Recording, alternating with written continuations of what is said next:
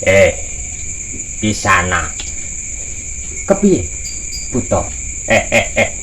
Kok kepiye? Apa kowe ora ngerti aku sapa jenengku sapa aku?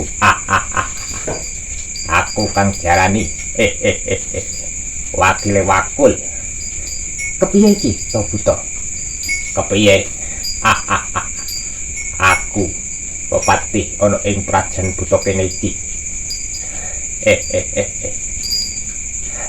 Aku wis nampa dawuh dalem panjenengan dalem Prabu Dasamuka. Sapa wae yaiku pasukane Rama Wijaya ora bakal bisa ngampih nganti ana ing kene iki. Sapa sira? Aku kautus dening Kakang Rama Wijaya. Kepiye? Rama Wijaya? Iya.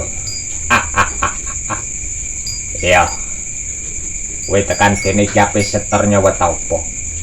Mangatina sira sing jenenge Patih Buta mestine duwe bawaan sing akeh banget. Ana buta cakil. Siap-siap. Nger. Yen gelem tak kandhani alung bali saka papan panggonan kene.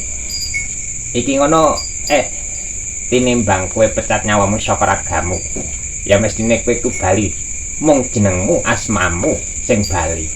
Yen kowe nganti bacetke mlebu ngambah nganti ana ing panguwasaning Prabu dalem Dasamuka. Ya mestine bangsa Yaksa Buta sing ora ketung siji cacahe, ora ketung pira jumlahe bakale